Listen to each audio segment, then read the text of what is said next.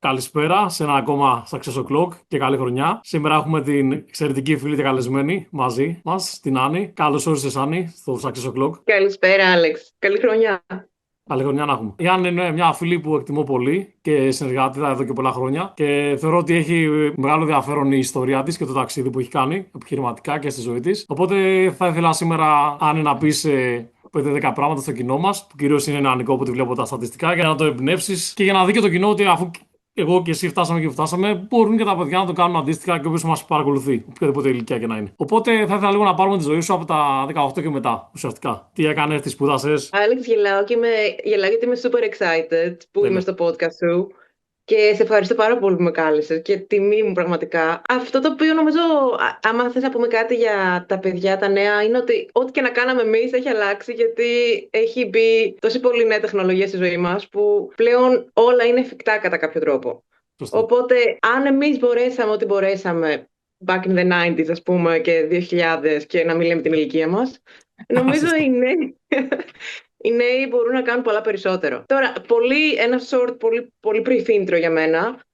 Αυτή τη στιγμή εργάζομαι από την Αθήνα και είμαι μεταξύ Αθήνα και Μαϊάμι, εκεί Okay. ζω. Είμαι CEO του Slash Agency, ένα marketing operations και AI automations agency. Τέλεια. Θα μα πει Και για αυτό αναλυτικά σήμερα. αναλυτικότατος. Τέλεια. Ωραία. Και ξεκίνησα σαν μηχανολόγος μηχανικός. Οκ. Αυτό να σου πω την αλήθεια Οπότε δεν το ήξερα ούτε εγώ, γιατί δεν το έχω ρωτήσει. Τώρα το μαθαίνω και εγώ, παιδιά, να ξέρετε. μηχανολόγος μηχανικός στα Τέλεια. Πειθήτα στη Θεσσαλονίκη και πάντα, η αλήθεια είναι ότι πάντα αυτό ήθελα να κάνω. Δηλαδή στο γυμνάσιο Λύκειο σκεφτόμουν το μόνο που θέλω είναι μηχανολόγος μηχανικός. Γιατί το έβλεπα σαν μια ωραία ευκαιρία να μάθω πολλά διαφορετικά πράγματα, να μάθω μεθοδολογίες και συστήματα και μετά να μπορώ να κάνω ό,τι θέλω. Σούπερ. Σούπερ. Οπότε αυτό εδώ είναι και σαν ένα mindset, ότι μαθαίνεις μια μεθοδολογία και ένα σύστημα και μετά με αυτό λειτουργείς και το εφαρμόζεις. Θα σε ρωτούσα ουσιαστικά γιατί θεωρώ ότι αυτό που έχει σπουδάσει έχει transferable skills και σε αυτά που κάνει τώρα. Ναι. Ήθελα να σε ρωτήσω ουσιαστικά πώ σε βοηθάει η σπουδέ τη μηχανολογία στην τωρινή σου απασχόληση και απασχόληση ουσιαστικά με τη Slash και με τα διάφορα άλλα project που κάνει. Κοίτα, ένα προς ένα δεν υπάρχει καμία αντιστοιχία. Και πολλοί γκρινιάζουν ότι ξέρεις, είναι δύσκολες σχολές όπως η μηχανική, το μαθηματικό, η φυσική, η πληροφορική. Είναι πολύ δύσκολες σχολές. Αλλά αυτό που αποκομίζει στο τέλος είναι ότι μαθαίνεις να σκέφτεσαι συστημικά και μαθαίνεις να λύνεις αλγορίθμους. Σωστό. Αυτά εδώ είναι δύο skills που κατ' εμέ θα είναι πάρα πολύ χρήσιμα τα επόμενα χρόνια με το AI και με το blockchain και με όλες αυτές τις τεχνολογίες που έρχονται και έχουν μπει πλέον στη ζωή μας. Να σκέφτεσαι αλγοριθμικά και να σκέφτεσαι συστήματα. Ακριβώ. Και Θεωρώ, ναι, θεωρώ φυσικά, ότι είναι το μέλλον. Όντως. Ουσιαστικά τελειώνει τη σχολή στα 22, 23, 24 πόσο. Μετά τι κάνει. Πε λίγο ας πούμε, τη διαδρομή σου. Να δούμε τι ταξίδι έχει ακολουθήσει. εν συντομία, ήθελα πάντα να φύγω στο εξωτερικό για μεταπτυχιακές σπουδές. Οπότε πήγα στην Ολλανδία, έκανα μεταπτυχιακές σπουδές πάνω στο management των supply chain. Και αυτό εδώ ήταν άμεση συνέχεια με αυτό που είχα κάνει στους μηχανολόγους, γιατί στους μηχανολόγους επέλεξα να πάω σε μια κατεύθυνση αρκετά δύσκολη. Λέγεται βιομηχανική διοίκηση και είχε Okay. πολλά μαθηματικά στην επιχειρησιακή έρευνα, operational research. Okay. Οπότε το όνειρό μου ήταν κατά κάποιο τρόπο να τα εφαρμόσω αυτά για να βλέπω συστήματα μέσα σε ας πούμε εφοδιαστικές αλυσίδες, λιμάνια, ό,τι έχει να κάνει με αποθήκευση και μέσω μαθηματικών και λογισμικών αυτά τα βελτιστοποιείς. Okay. Οπότε πήγα στο Ρότερνταμ, που είναι η πρωτεύουσα των μεταφορών για την Ευρώπη, ήταν παλιά, εν πάση περιπτώσει, και εκεί άνοιξε το μυαλό μου, πραγματικά. Δηλαδή, η εμπειρία στο εξωτερικό είναι μια εμπειρία που πιστεύω ότι όλοι πρέπει να την έχουν. Και όχι μόνο για ένα χρόνο να πάνε να σπουδάσουν, να κάνουν ένα Εράσμους, να πάνε να σπουδάσουν, να δουλέψουν, να κάνουν πρακτική, να μείνουν κλπ. Και έτσι έκανα κι εγώ. Έμεινα μετά πολλά 10 χρόνια στην Ολλανδία. 10 χρόνια μας. Έμεινα και ένα χρόνο στον Καναδά. Όπα. Ε, ναι. Διεθνής, ούτε αυτό το ήξερα. Διεθνής καριέρα. Τι είναι αυτό που σου έδωσε το Δούλευα εξωτερικό γενικά. consultant. Είχα μια καριέρα που ταξίδευα κάθε εβδομάδα σε άλλη χώρα. Πολύ ωραίο. Ήταν πολύ ωραίο. Ήταν ό,τι έπρεπε για τη δεκαετία των 20. Σούπερ. Τι είναι αυτό που σου έδωσε κυρίως η εμπειρία στο εξωτερικό. Άλλαξε τελείως ο τρόπος σκέψης μου. Okay. Δηλαδή, στην Ελλάδα έχουμε, καλώς ή κακώς, έχουμε έναν τρόπο σκέψης ότι θα πάμε, θα κάνουμε το πτυχίο μας, θα πάρουμε ένα πιστοποιητικό, θα πάμε σε αυτή τη δουλειά, θα πάμε στην άλλη δουλειά κλπ. Στην Ολλανδία, και το έχω δει και σε άλλες χώρες της Ευρώπης και στην Αμερική και στο Ντουμπάι τώρα που είναι πολύ up and coming, υπάρχει πάρα πολύ η έννοια της επιχειρηματικότητας. Σωστό. Και ότι η επιχειρηματικότητα δεν είναι κάτι δύσκολο ή επικίνδυνο. Είναι κάτι που το δοκιμάζουμε και το ενσωματώνουμε ίσως και μέσα στις δουλειές μας. Δηλαδή, Ναι, ισχύει. δεν είναι ανάγκη να είναι κάποιος επιχειρηματίας και να μην δουλεύει κάπου. Μπορεί κάποιος να έχει την έννοια της επιχειρηματικότητας και της καινοτομίας μέσα στη δουλειά του. Να δοκιμάζει νέες ιδέες, να πειραματίζεται. Και αυτό το είχαν πάρα πολλοί Ολλανδοί. Μου άρεσε πολύ. Και έτσι πήρα λίγο και μπρος να κάνω και τη δική μου επιχείρηση. Τέλεια. Πολύ ωραίο ταξίδι γενικά. Γιατί θεωρώ, αυτό πρέπει να το πούμε εδώ πέρα, ότι γενικά στην Ελλάδα πολλά πράγματα που μας δίνουν στο σχολείο δεν έχουν πρακτική εφαρμογή έξω και δεν υπάρχει και σύνδεση εκπαίδευση και αγορά εργασία. Και γενικά υπάρχει λίγο ότι όλοι να έχουν μια δουλειά, ένα μισθό. Το θεωρούν ασφάλεια. Για μένα, να σου πω την αλήθεια, αυτό είναι η λιγότερη ασφάλεια που θα έχει ποτέ στη ζωή σου. Γιατί ουσιαστικά εξαρτάσαι σε άλλου. Οκ, επιχειρηματικότητα, όπως το λέει και η λέξη, επιχειρώ και αν καταφέρω. Δεν είναι σίγουρο ποτέ ότι θα τα καταφέρει, αλλά θεωρώ ότι όσο είσαι εκεί στο παιχνίδι μέσα και δοκιμάζει και κάνει 5, 10, 20 εταιρείε, η μία θα πάει. Η μία θα πάει και θα σου φέρει τα αποτελέσματα και για τι άλλε 19 που δεν πήγαν. Θεωρώ αυτό. Βλέπω στη νέα γενιά στην Ελλάδα που πάει να αλλάξει τώρα. Αυτό βλέπω. Θα μου πει και εσύ, γιατί μένει και Ελλάδα. Μένει και Ελλάδα, μάλλον.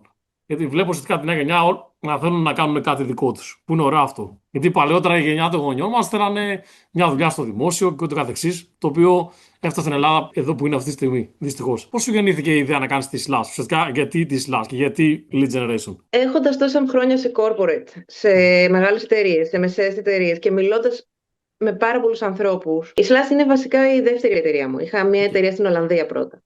Οπότε κάπως είδα ότι αφενός μου αρέσει, δηλαδή περνάω καλά, πιο καλά από ότι να είμαι υπάλληλος σε μια εταιρεία, διότι, ξέρεις, εναρμονίζομαι εγώ με τις αξίες, δηλαδή ό,τι σκέφτομαι το κάνω ένα αξιακό σύστημα και αυτό εδώ το δίνω μέσα από την εταιρεία. Ακριβώς. Και αυτό είναι το ωραίο, ότι επίσης περνάς καλά, δηλαδή είσαι υπεύθυνο για το άμα θα περάσεις καλά κιόλας. Και όπως και είπες και εσύ, δεν είναι πάντα τόσο ασφαλές να δουλεύεις να είσαι ένας μισθωτός για πάντα. Πρέπει να έχεις πάντα κάποιες εναλλακτικές κάπως. Τώρα η ιδέα ξεκινάει πάντα από βλέποντας ένα πόνο που λένε και βλέποντας επαναλαμβανόμενα τον ίδιο πόνο στην αγορά. Ο πόνος που είδα εγώ συγκεκριμένα ήταν ότι υπήρχε μια μεγάλη αποσύνδεση μεταξύ πωλήσεων, marketing και συστημάτων. Οι πολιτές κάναν το χαβά τους, οι μαρκετινίστες κάναν τα δικά τους και τα συστήματα δεν τους συνδέρανε. Οπότε λέω πρέπει να γίνει κάτι, να κλείσει αυτό το loop, να βοηθήσει μικρές εταιρείες που δεν μπορούν να επενδύσουν και πωλήσεις και marketing και συστήματα. Να βοηθήσει λοιπόν αυτές τις μικρές εταιρείες να δώσει ένα όχημα, ας πούμε, να συνδέσει marketing, sales, business development και ταυτόχρονα να δώσει και ένα operational σκελετό, ας πούμε, μια operational ραχοκοκαλιά στην εταιρεία. Σωστό. Από την εμπειρία σου στο Lead Generation, επειδή δοκιμάζετε διάφορα κανάλια από ό,τι ξέρω στη Slash, ποια είναι από τις πιο ουσιαστικά στρατηγικές οι οποίες δουλεύουν ουσιαστικά? Ποιο κανάλι του Lead Generation θα είναι αυτό που φέρνει τα καλύτερα results? Βέβαια θα μου πεις ανάλογα και τον τύπο της εταιρείας, απλά έτσι σε ένα γενικό πλαίσιο. Κοίτα, θα πω, είναι πολύ ανάλογο και σχετικό. Σε κάποιους τύπους πηγαίνει το cold calling, σε κάποιους πηγαίνει το email ή το direct message στο LinkedIn ή τα ads, ας πούμε, connected με κάποιο lead form. Αυτό που είναι σημαντικό είναι να κτίσεις ένα σύστημα πίσω από αυτά, που να τα ενώνει κάπως. Να έχεις ένα σύστημα το οποίο να έχει ελεγχόμενα πειράματα. Σωστά. Και από αυτά τα ελεγχόμενα πειράματα να μπορείς πολύ γρήγορα να πηγαίνεις από το ένα στο άλλο. Και θα αρχίσει σιγά σιγά να καθαρίζει το ICP σου. Θα αρχίσει να καθαρίζει ακόμα και το δικό σου positioning. Το τι offer κάνεις, πώς κάνεις το offer, ποιες λέξεις παίζουν μέσα στο offer line σου, ας πούμε. Και πάντα νομίζω στις πωλήσεις είναι σημαντικό και στο lead generation επίσης να δώσεις κάτι. Πρέπει να δώσεις ένα value για να κερδίσεις τον άλλο και να σου μιλήσει. Τις πωλήσεις, ναι, ισχύει. Σωστά είναι το value exchange, ισχύει.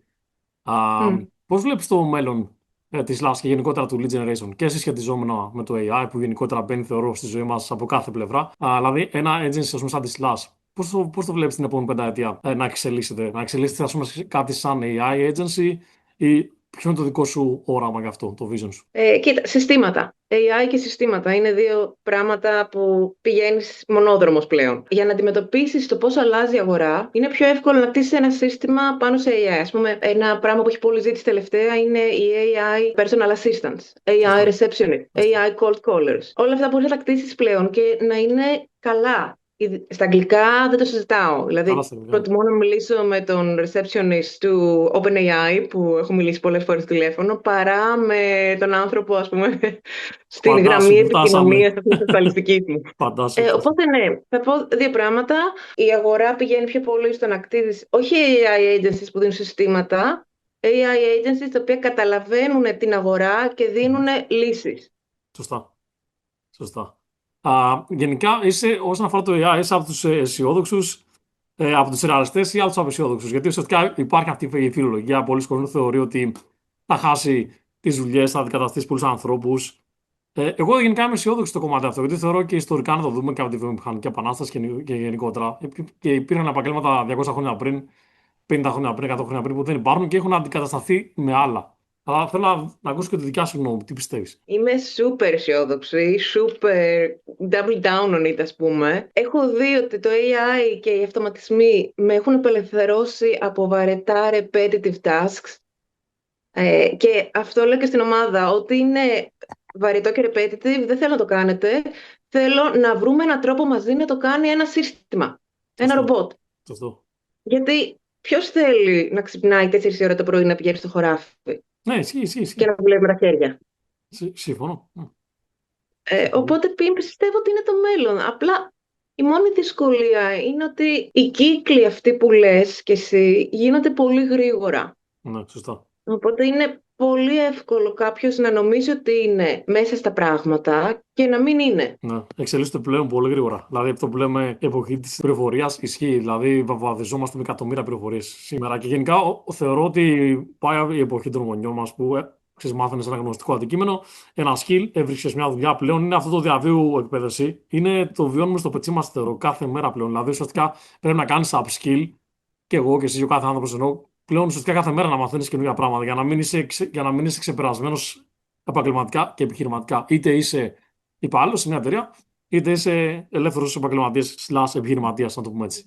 Νομίζω αυτή η Άλεξη είναι η καλύτερη συμβουλή που μπορείς να δώσεις. Ναι, ισχύει. Αυτό το συνεχής διαβίου μάθηση Ισχύει. σε Ισχύει. κάποιον. Αυτό είναι το καλύτερο το μήνυμα, ναι. Αυτό είναι από τα καλά μηνύματα που να περάσουμε σήμερα. Ότι ουσιαστικά διαβίου εκπαίδευση, διαβίου upskill που λέμε, και ουσιαστικά πρέπει, θεωρώ, οι άνθρωποι, ειδικά αν θέλουν να στραφούν στην επιχειρηματικότητα, να είναι εναρμονισμένοι με το γεγονός ότι, ξέρεις τι, θα αποτύχεις. Είναι μέσα στο παιχνίδι αυτό, ξεκάθαρα. Απλά θεωρώ πολλοί άνθρωποι δεν ξεκινάνε καν επειδή φοβούνται την αποτυχία. Δηλαδή, θεωρώ ότι ο φόβος της αποτυχίας δεν ξεκινάει καν. Εγώ πάντα λέω: ξεκίνα, οτιδήποτε θες να κάνεις, αν έχεις μια καλή ιδέα, και θα δεις που θα σε πάει. Okay. Και να μην γίνει, στη δεύτερη εταιρεία, στην τρίτη θα είσαι πιο σοφός. Οπότε πάω λίγο στο επόμενο κεφάλαιο. Σαν επιχειρηματία, ελεύθερο επαγγελματία στην Ελλάδα, τι δυσκολίες βιώνεις? Λίγο έτσι για να δείτε το κοινό ότι επιχειρηματία και ελεύθερο επαγγελματία είναι ωραίο. Τι βλέπουν τις φωτογραφίες μας, τις φωτογραφίες μου, τις φωτογραφίες στο Instagram. Βλέπουν τα 5-10 λεπτά ή τις 3 μέρες θα πας σε ένα ωραίο ταξίδι ή π.χ. ένα μήνα θα πας στο Miami για ένα business trip. Αλλά θέλω να δείξουμε λίγο στον κόσμο την πραγματικότητα, ας πούμε. Πώς είναι η Άννη στην καθημερινότητά της, τι προβλήματα έχει, ας πούμε, όντας επιχειρηματία στην Ελλάδα, τι challenges. Δύσκολη ερώτηση, γιατί Είσαι για τα δύσκολα όμως. όντως το πλαίσιο, το σύστημα δεν μας βοηθάει πολύ. Ναι. Και εγώ το hack που έχω βρει είναι ότι είχα 11 χρόνια πορεία στο εξωτερικό, οπότε ήταν πολύ εύκολο για μένα να κρατήσω βάσεις και άγκυρες και σε άλλες χώρες. Τώρα εδώ πέρα υπάρχουν πάρα πολλά θέματα. Είναι ένα σύστημα το οποίο αλλάζει πολύ, η φορολογία δεν μας ευνοεί. Παρ' όλα αυτά, μένουμε θετικοί, γιατί υπάρχουν πολλοί πυρήνες που δημιουργούνται τώρα από ανθρώπους οι οποίοι επενδύουν στην επιχειρηματικότητα. Πολλά meetup και networking group, τα οποία βοηθούν και να μάθεις, ας πούμε, εργαλεία χρηματοδότησης, αλλά και να μιλήσεις με άλλους ανθρώπους και να δεις, ας πούμε, τι αντιμετωπίζουν ή να μάθεις και 2-3 πράγματα. Αυτό είναι πολύ καλό. Οπότε αυτό έχει προχωρήσει πολύ η φάση από ότι 5 χρόνια πριν, και κάθε χρόνο πηγαίνω, ας πούμε, σε ένα group το οποίο λέγεται Open Coffee, το οποίο ξεκίνησε νομίζω το 2013, δηλαδή έχει πάρα πολλά χρόνια και πηγαίνω. Είναι κάθε 2 μήνες περίπου. Εκεί πέρα φέρνουν νέες startup, νεοφυείς επιχειρήσεις, οι οποίες έχουν κάτι αξιόλογο να μοιραστούν. Είτε ένα merge and acquisition, είτε ένα μεγάλο Okay. exit, είτε μια συνεργασία πάρα πολύ μεγάλη. Αυτό το οποίο παρατηρώ είναι ότι έχει πολύ περισσότερο κόσμο κάθε φορά. Αυτό είναι πολύ καλό. Αυτό είναι πολύ ελπιδοφόρο. Ναι, Όσον αφορά οπότε το. Μμμ. η κοινότητα κάπως σαν να βρίσκει τρόπους να αλληλοϊποστηριχθεί.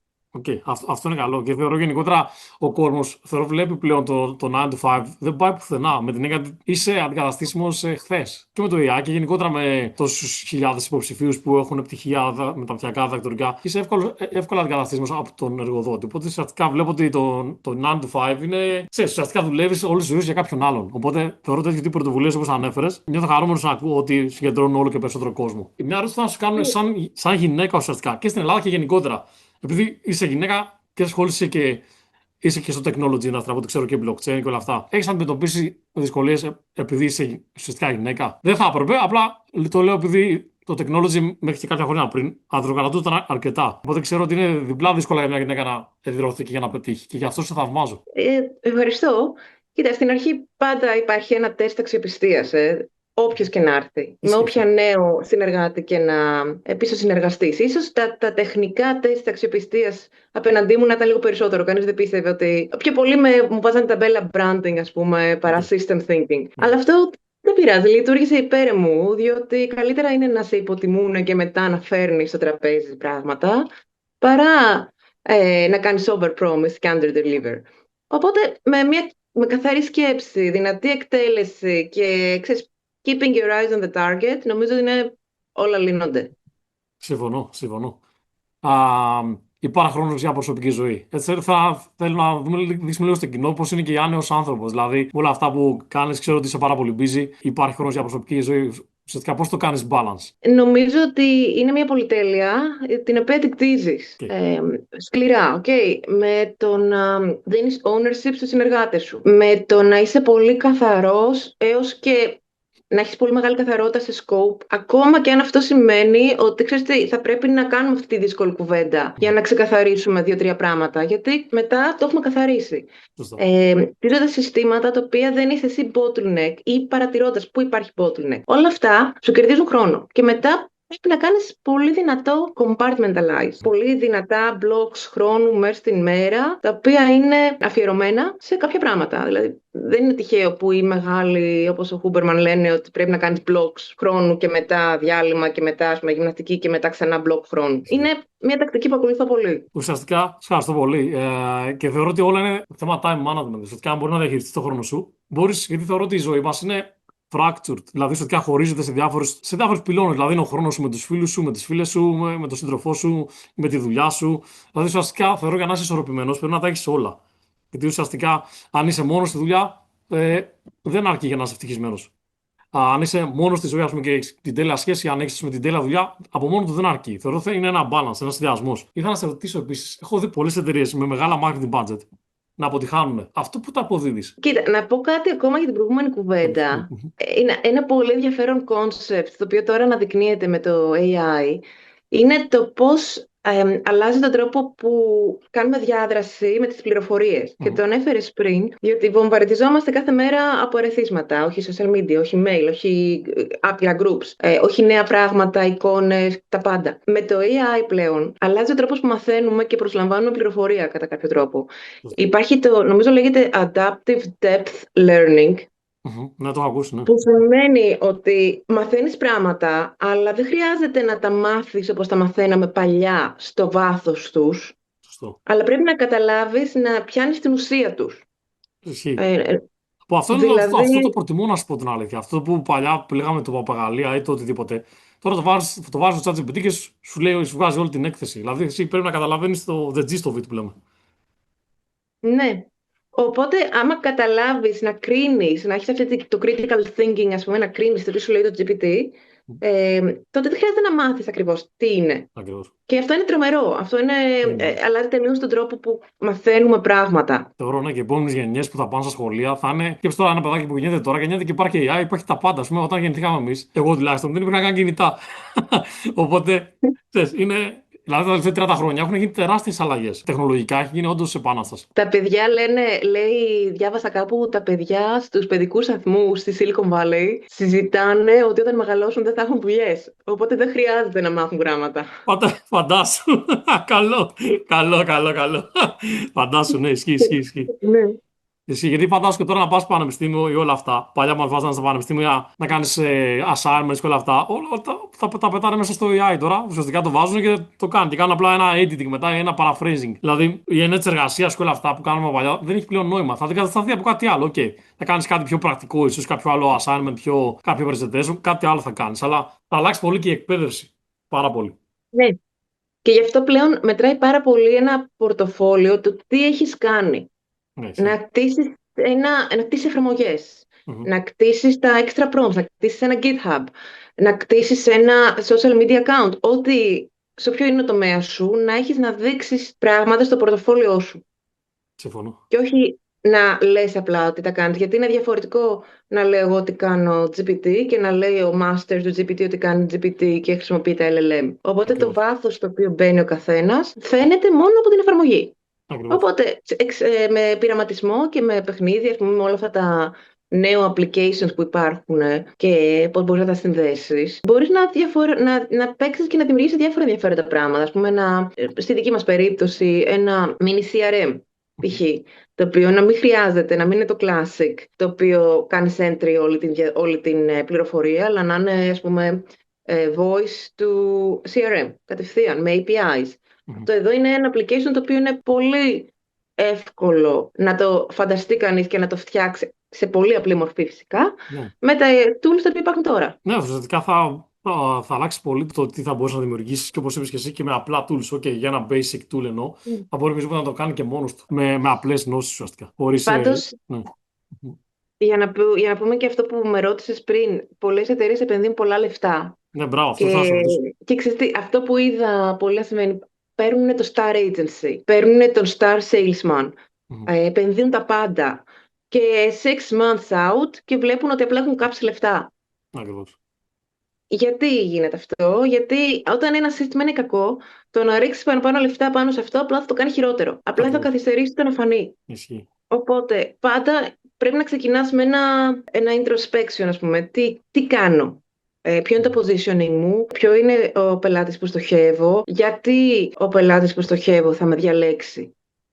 Πολύ βασικές ερωτήσεις, θεμελιώδεις που περισσότερες εταιρείες δεν τις απαντάνε, απλά τις αναθέτουν στον εξωτερικό άνθρωπο, στον εξωτερικό καινούριο agency άνθρωπο, whatever, και ρίχνουν λεφτά. Αλλά άμα δεν τις λύσει αυτές εσωτερικά μια εταιρεία, ό,τι σύστημα και να κάνεις από πάνω, το από μέσα. Και έχω δει και εταιρείες με πολύ μεγάλα budget να αποτυχάνουν και αντίστοιχα μικρές εταιρείες που τα χρησιμοποιούν τα budget έξυπνα να πετυχαίνουν κάτι μεγάλο. Οπότε ουσιαστικά δεν είναι πανάκια ότι επειδή θα έχει μεγάλο budget απαραίτητα θα πετύχει. Είναι εξίσου με πολλούς παραγόντες για το πώς θα στήσει την εταιρεία σου και αν θα πετύχει. Ωραία πάει η κουβέντα μας. Νομίζω τώρα φτάνουμε στο τελευταίο στάδιο, σκέλος της κουβέντας. Ήθελα να σε ρωτήσω για μελλοντικά πλάνα, πώς βλέπεις τον εαυτό σου, ας πούμε, ποια είναι τα επόμενα βήματα που θα ήθελες να κάνεις και ένα μήνυμα έτσι, μια συμβουλή, τι θα έλεγες στη νέα γενιά που ξεκινάει κάποιος την καριέρα του τώρα, ας πούμε, και είναι 22-23, μόλις αποφύτησε. Ξεκινώντας το 26, κάνω double down στο AI. Έχω ξεκινήσει κάποια courses για AI systems και AI agentic agents, ουσιαστικά. Ο στόχος μου είναι να μπορέσω να φέρω αυτή τη γνώση και στους ανθρώπους και στους συνεργάτες μου και στους πελάτες μου, αλλά και να μπορέσω να προσφέρω σαν συστήματα, ας πούμε, χρησιμοποιώντας AI agents. Πιστεύω ότι θα δούμε τρομερά πράγματα να συμβαίνουν το 26. Είμαι πολύ confident. Είμαι σίγουρος ότι θα πας ακόμα καλύτερα. Πιστεύω πολύ σε σένα. Ναι, γιατί τώρα έχουμε αποσυνδεδεμένα συστηματάκια, τα οποία μας αρέσουν, αλλά η όλη ουσία είναι να είσαι orchestrator, να είσαι ο μαέστρος ουσιαστικά και να τα βάλεις όλα αυτά να δουλέψουν μαζί. Και εκεί θα φανεί η διαφορά. Όποιος μπορέσει να το πιάσει αυτό το συστημικό mindset, θα φανεί η διαφορά. Οπότε εκεί επενδύω και μια συμβουλή είναι να κάνεις πράγματα, όχι μόνο στα πράγματα τα οποία είσαι καλός, αλλά και πράγματα τα οποία μπορείς να επαναλαμβάνεις ξανά και ξανά χωρίς να φτάσεις σε burnout. Σωστό. Πολύ καλό. Και να τα δοκιμάζει και πράγματα με διαφορετικό τρόπο. Και γενικά να τολμά, γιατί ουσιαστικά, αν είμαι κάπου ήδη καλό, και θα βάλω effort, θα γίνω πιο καλό. Okay, αλλά και εμένα μου αρέσει να δοκιμάζω Ναι. πράγματα έξω από το comfort zone. Και α αποτύχει, okay, δεν πειράζει. Στην τελική έχει εκθέσει τον εαυτό σου σε κάτι καινούριο. Είναι επιτυχία αυτό από μόνο του. Αυτό είναι super, να δοκιμάζεις πράγματα έξω από το comfort zone, και γιατί κάποιος είπε τι είπε, ότι όταν δοκιμάζεις ξανά και ξανά το ίδιο πράγμα και νομίζεις ότι θα αλλάξει το αποτέλεσμα, Ισχύει, τότε είσαι ισχύει. τρελός. Ναι, ισχύει. Σωστά. Δεν θα αλλάξει ποτέ. Ισχύει. Ισχύει. Ναι. Ισχύει. Τέλεια, τέλεια. Αν σε ευχαριστώ πάρα πολύ. Θα βάλω κάτω από το podcast στο YouTube το κανάλι και τα στοιχεία τη Slash. Κάποιο που ενδιαφέρει για τι υπηρεσίε σα να μπορέσει να έρθει σε επικοινωνία μαζί σα. Εγώ προσωπικά έχω χρησιμοποιήσει και χρησιμοποιώ τι υπηρεσίε σα. Οπότε να πω στο κοινό ότι συνιστώ την Άννη και τη Slash ανεπιφύλακτα για lead generation και marketing. Ουσιαστικά γιατί ασχολείστε με διάφορα πράγματα. Lead generation και marketing είναι και υπηρεσίε που έχω δοκιμάσει εγώ προσωπικά. Να ευχηθούμε γενικά στο κοινό μια καλή χρονιά, μια παραγωγική χρονιά, με υγεία πάνω απ' όλα. Και θεωρώ όλα θα γίνουν, παιδιά. Θεωρώ ότι όταν κάθε μέρα είσαι πειθαρχημένο, είσαι consistent και δουλεύει σε πράγματα τα οποία τα πιστεύει και βάζει την καρδιά σου σε αυτά και τη ζωή σου, είναι θέμα χρόνου να πετύχει ουσιαστικά. Γιατί ποτέ δεν αργά. Γιατί και η επιτυχία είναι και κάτι υποκειμενικό. Για μένα να πετύχω μπορεί να είναι π.χ. να είμαι υψηλόμισθο ή να έχω μια καλή θέση σε μια εταιρεία. Για κάποιον άλλον είναι να έχει 5 εταιρείε. Οπότε ουσιαστικά είναι εφόσον σε γεμίζει και είσαι χαρούμενο, αυτό αρκεί. Οπότε με αυτό θα κλείσουμε το σημερινό podcast. Αν σε ευχαριστώ πολύ και πάλι. Ό,τι καλύτερο. Εύχομαι σε ό,τι κάνει. Και στο αγαπητό κοινό, να πούμε τα φιλιά μα και την αγάπη μα. Γεια σας.